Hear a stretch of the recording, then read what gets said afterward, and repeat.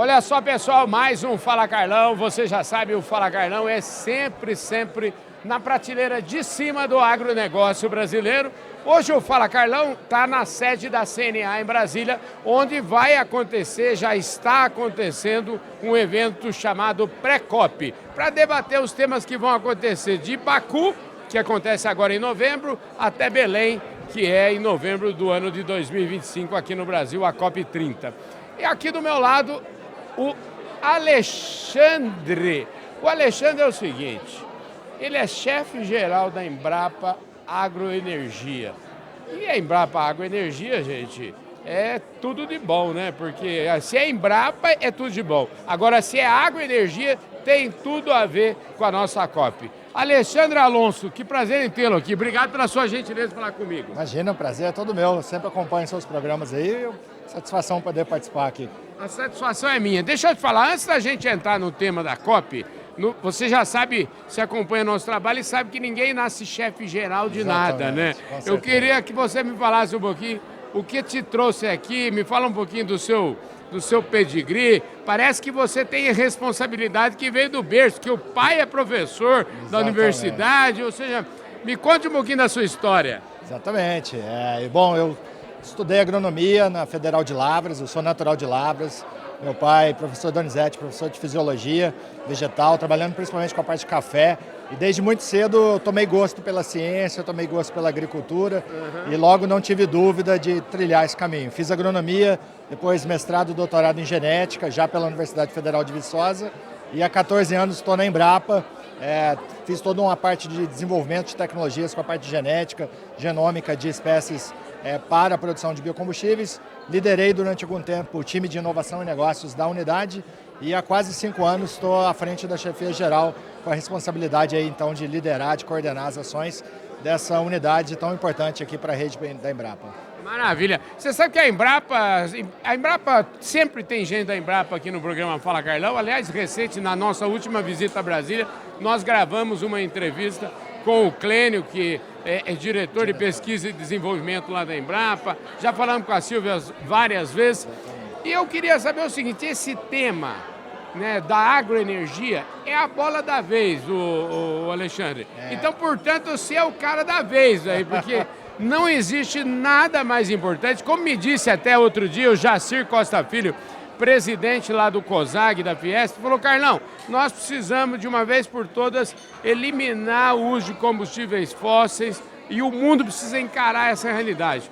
E dentro dessa equação abre uma avenida gigante para o Brasil, né? Com certeza. Eu acho que o Brasil fez uma escolha já há muito tempo, né? Eu acho que desde do Proálcool, que foi um programa já de algumas décadas pela opção de etanol, mais recentemente com o Programa Nacional de Produção e Uso de Biodiesel, com o RenovaBio, que é a Política Nacional de Biocombustível, e ontem, inclusive, com a sanção do projeto de lei Combustível do Futuro, o Brasil fez uma escolha estratégica pelos biocombustíveis como uma alternativa para promover transição energética e também para promover descarbonização. Quando a gente fala de biocombustíveis, e a gente pode estar falando de vários deles, desde o etanol, o biodiesel, até combustíveis mais avançados, dito avançados como combustível sustentável de aviação, todos eles têm uma característica que é de ter uma menor pegada de carbono em relação a combustíveis fósseis.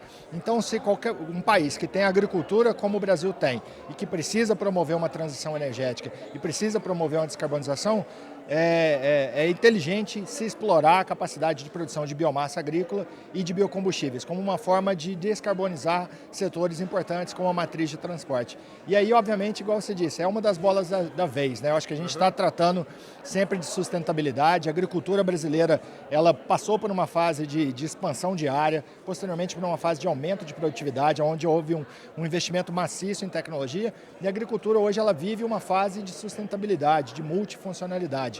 Então, os sistemas agrícolas de menor intensidade de carbono vão permitir a produção de biomassa em quantidade e qualidade para se gerar mais biocombustíveis também com menor pegada de carbono. Então, é uma alternativa de se explorar uma vantagem comparativa que o Brasil tem do agro para gerar um produto com um efeito descarbonizante muito importante. E aí é uma conexão direta com a agenda da COP. Se a gente está falando de COP, de sustentabilidade, é importante que o Brasil fale de biocombustíveis, e o fato de ontem a gente ter tido essa sanção do combustível do futuro, eu acho que demonstra e reforça essa posição do Brasil na vanguarda aí da produção dos biocombustíveis e da sustentabilidade. E agora, olhando daqui para frente, né, a própria sanção que você se refere a esse projeto de lei, que papel que fica reservado para entidades como a Embrapa? Quais são os projetos que vocês estão lá na Embrapa desenvolvendo e avançando nessa linha? Com certeza. Isso é muito interessante. Assim, o combustível do futuro e várias ações que estão em andamento, elas vão implicar na gente ter uma maior produção de biocombustíveis. Então, o projeto traz, por exemplo,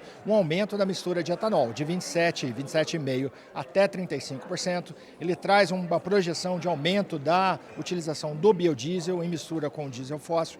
E ele também cria novos programas, um programa de produção de diesel renovável, um programa de produção de combustível sustentável de aviação e um programa de produção de biometano, além de regular a questão de combustíveis sintéticos e também a questão de captura de carbono.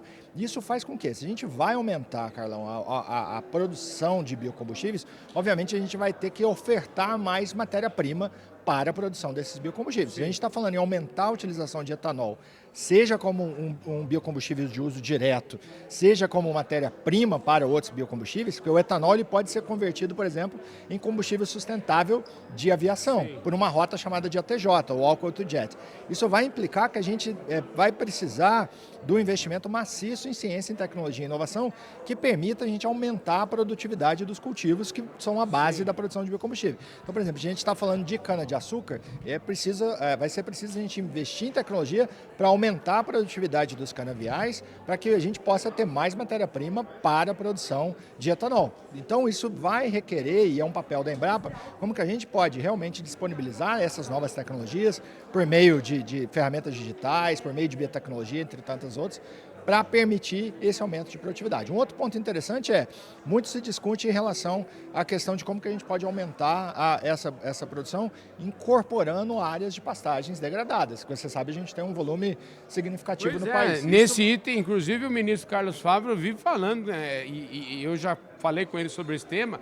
Só aí permite já uma nova revolução do tamanho da que foi feita para a Embrapa nos últimos 50 anos. Exatamente, e é uma revolução que essencialmente depende de novas tecnologias, porque obviamente se existe algum grau de degradação nessas pastagens, para serem reincorporadas aos sistemas, como por exemplo para a produção de biomassa, para tanto alimentos quanto biocombustíveis, a gente vai precisar trazer tecnologia. E um outro ponto, 2 pontos que eu trago também de papel da Embrapa é o seguinte, a gente hoje está superando uma discussão do ou e passando a uma proposição do e. O que eu estou dizendo isso? Em vez da gente ficar discutindo, eu produzo alimento ou biocombustível, eu produzo biocombustível A ou biocombustível B, o biocombustível ou bioproduto. Com a tecnologia adequada, a gente pode produzir um e outro. A gente pode produzir alimento e biocombustível e bioprodutos, a gente pode prestar serviços ambientais. Então, do ponto de vista de desenvolver tecnologias que permitam a conversão eficiente dessa biomassa nesses múltiplos bioprodutos, e aí eu estou falando de processos industriais, de bioprocessos, mediados, por exemplo, por micro-organismos, é um ponto que vai ajudar a dar essa guinada, que a gente consegue aumentar a multifuncionalidade da agricultura brasileira. E um outro ponto muito interessante é a questão de aproveitamento de resíduos. Então, quando a gente pensa, por exemplo, vamos expandir a produção de biometano. Biometano é purificado a partir do biogás, que é um gás proveniente de um processo de biodigestão de resíduos. Pode ser resíduos urbanos, mas principalmente o grande potencial aí está na utilização de resíduos agrícolas. Então, pensando no tamanho, na diversidade da agricultura brasileira, a gente também tem, consequentemente, uma possibilidade de utilizar uma boa parcela desses resíduos para a geração de energia. Então, como que a gente consegue desenvolver tecnologias para permitir aumento de produtividade das lavouras já instaladas, dos cultivos já em uso, cana, milho, soja, então, como que a gente incorpora novas variedades? Então, a gente tem feito um trabalho na Embrapa, por exemplo, de tropicalização da canola. Então, tipo, a canola que tem uma área de plantio tradicionalmente em áreas temperadas, a gente está fazendo um trabalho semelhante ao que a própria Embrapa fez com a soja. Eu ia trazendo te falar para o cerrado. Hoje a gente já tem alguns milhares milhares de hectares em regiões de cerrado. E vai ser uma alternativa, por exemplo, para safrinha em rotação com a soja. A gente tem feito um trabalho com a macaúba, que é uma espécie nativa, um investimento maciço de grupos privados com um grande potencial de produção de óleo para a produção, por exemplo, de combustível sustentável de aviação. Então, toda a parte de tecnologias para aumento da produtividade, tecnologias que permitam a gente obter de uma maneira integrada múltiplos produtos a partir da agricultura, por meio de modelos que a gente está chamando de biorefinaria, ou seja, bioprocessos que permitam eu obter alimento, energia, biocombustível A, B, bioproduto para atender a indústria e também tecnologia para aproveitar resíduos. Então, algo que poderia ser um passivo ambiental, se não tratado adequadamente, passar a ser um ativo inclusive que possa gerar renda para os produtores. E aí quando você fala, a gente está aqui num evento que é um conceito importante de economia circular, né? Exatamente. Então, quando a gente está num evento igual esse aqui da COP, que a gente essencialmente está falando sobre sustentabilidade, tudo isso que eu estou comentando essencialmente é injetar sustentabilidade na veia aí. E esse acho que é o papel da Embrapa. Como que a gente pode realmente suportar o desenvolvimento dessas novas tecnologias e como que a gente pode suportar o desenvolvimento desse mercado. A gente teve um papel muito interessante, eu costumo dizer que a Embrapa tem alguns papéis muito conhecidos. Talvez o mais conhecido de todos, até daqueles que te acompanham no seu programa aqui, é o de desenvolvimento de tecnologia. Mas a gente faz um papel muito importante que é o de suporte a políticas públicas. Então, por exemplo, com o RenovaBio, com o combustível do futuro, com a preparação para a COP, etc., como que a gente pode prover os melhores dados, as melhores análises, os melhores modelos, para que a gente possa ter as melhores legislações, as melhores políticas públicas, os melhores posicionamentos do país. Então a gente fez isso, continua fazendo e principalmente agora que a gente vai ter um processo de implementação, de regulamentação de vários desses novos programas de biocombustíveis, a Embrapa com certeza também vai dar esse suporte para que a gente possa ter a melhor implementação desses modelos. Eu acho que é um tema instigante, eu posso ficar aqui o dia inteiro falando. Eu percebi já, mas o nosso tempo está acabando aqui, viu, querido?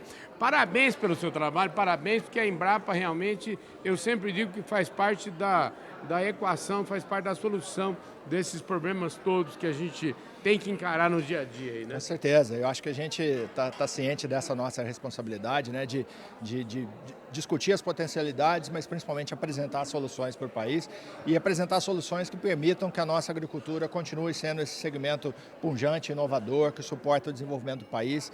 E a gente não cansa de dizer, Carlão, que a agricultura brasileira é essencialmente um empreendimento nacional, brasileiro, e essencialmente uma agricultura movida à ciência. Foi desenvolvimento científico, pesquisa e inovação que transformou a agricultura brasileira e é certamente a ciência, tecnologia e inovação que vai permitir com que a gente continue transformando a nossa agricultura, aumentando a sua participação aí no nosso país, a sua responsabilidade. E a gente está pronto aí na Embrapa para continuar esse trabalho e sempre à disposição aí de todos os parceiros e nossos colaboradores. Maravilha. Eu vou acrescentar aí nesse seu tripé de ciência e inovação, vou acrescentar aí a figura do empreendedor, do agricultor brasileiro, que é um grande empreendedor. Então, esse trio junto, o empreendedorismo do agricultor brasileiro, vamos dizer assim, a abertura que ele tem para uso de tecnologia e a ciência aplicada através da Embrapa e de outros tantos órgãos brasileiros fizeram com que o agronegócio brasileiro seja o que ele é. É isso aí, gente. Obrigado pela sua audiência.